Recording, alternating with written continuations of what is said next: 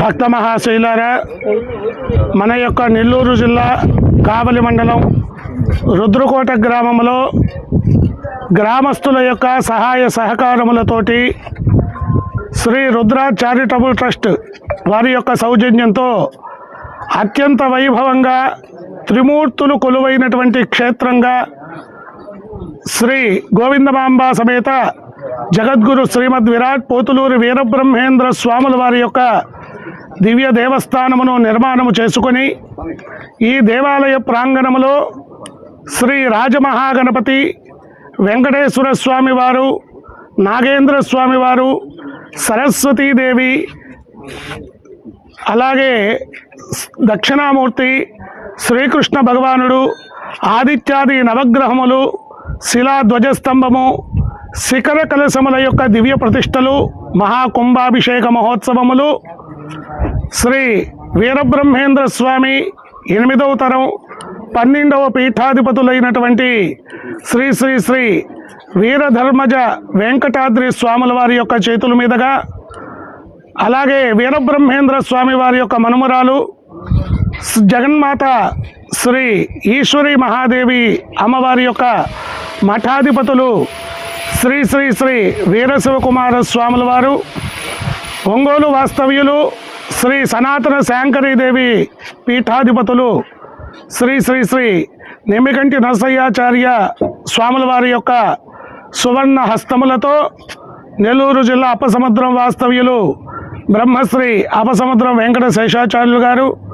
కావలి పట్టణ వాస్తవ్యులు కలుగోలు శాంభవి దేవస్థాన అర్చకులు శ్రీ కళ్యాణ్ కుమారాచార్యుల వారి యొక్క ప్రధాన ఆచార్య పర్యవేక్షణలో ఏప్రిల్ 18వ తారీఖు, 19వ తారీఖు, 20వ తారీఖు 3 రోజుల పాటు కూడా అత్యంత వైభవముగా ప్రతిష్టా యజ్ఞ మహోత్సవాలు అత్యంత వైభవంగా నిర్వహించబడుతూ ఉన్నాయి. 18వ తారీఖు ఉదయం 6 గంటల నుండి గ్రామంలో ప్రతి ఇంటికి కూడా తోరణాలు కట్టుకోవాలి. గ్రామ తోరణములు మన యొక్క గ్రామంలో ఉన్నటువంటి దేవాలయాలన్నింటిలో కూడా కొబ్బరికాయలు కొట్టుకోవడం, పూజా హోమ కార్యక్రమాలు ప్రారంభం చేసుకోవడం, ఉదయం 9 గంటలకు విగ్రహమూర్తులకు అభిషేక కార్యక్రమాలు, ముత్తైదువుల చేత బిందెలతో నీళ్లు తీసుకుని వచ్చి స్వామివార్లకు అభిషేకం, జలాదివాసం జరుగుతుంది. సాయంత్రం 5 గంటల నుండి అంకురార్పణము, హోమ కార్యక్రమాలు ఉంటాయి. అలాగే 9 గంటల నుండి అత్యంత వైభవంగా స్వామివార్ల యొక్క గ్రామోత్సవ కార్యక్రమం నిర్వహించడం జరుగుతుంది. 19వ తారీఖు ఆదివారం నాడు ఉదయం క్షీరాదివాసము, సుమారుగా 500 మంది ముత్తైదువుల చేత, కన్యల చేత, బాలికల చేత గ్రామాభివృద్ధి కొరకు, లోక కళ్యాణం కొరకు కుంకుమ పూజా కార్యక్రమాలు నిర్వహించబడతాయి. 19వ తారీఖు సాయంత్రం విగ్రహమూర్తులకు ధాన్యాదివాసము, శయ్యాదివాసములు నిర్వహించబడి 20వ తారీఖు సోమవారం ఉదయం 9 గంటల 15 నిమిషముల ప్రాంతములలో ఇక్కడ భక్తుల యొక్క సౌకర్యార్థం గోపూజ కొరకు నిర్మాణం చేసినటువంటి గోశాల ప్రారంభోత్సవం, ఆరోగ్యం కొరకు ఏర్పాటు చేసినటువంటి వైద్యశాల ప్రారంభోత్సవం జరుగుతుంది. 10 గంటల 35 నిమిషముల నుండి 10 గంటల 56 నిమిషముల లోపు పీఠాధిపతులు, మఠాధిపతుల చేతుల మీదుగా మహాయంత్ర ప్రతిష్టలు, విగ్రహ ప్రతిష్టలన్నీ కూడా అత్యంత వైభవంగా నిర్వహించబడతాయి. శిలా ధ్వజస్తంభం కూడా నిర్వహించబడుతుంది.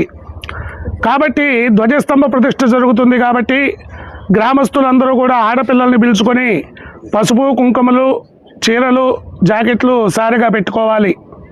ప్రతి ఒక్కరూ కూడా ఈ కార్యక్రమాల్లో, ప్రతిష్టా యజ్ఞ కార్యక్రమాల్లో పాలు పంచుకొని స్వామివారి యొక్క, అమ్మవారి యొక్క అనుగ్రహానికి పాత్రలు కావాల్సిందిగా కోరుతూ ఉన్నాం.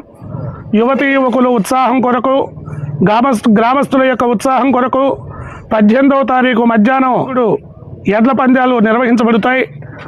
అలాగే 19వ తారీఖు రాత్రికి గొప్ప సినీ పాట కచేరీ నిర్వహిస్తూ ఉన్నారు. 17వ తారీఖు రాత్రి బ్రహ్మంగారి నాటకం కూడా ఉంటుంది. 20వ తారీఖు సాయంత్రం స్వామివారి గోవిందమాంబ సమేత శ్రీమద్ విరాట్ పోతులూరు వీరబ్రహ్మేంద్ర స్వాముల వారి యొక్క దివ్య కళ్యాణ మహోత్సవం జరుగుతుంది.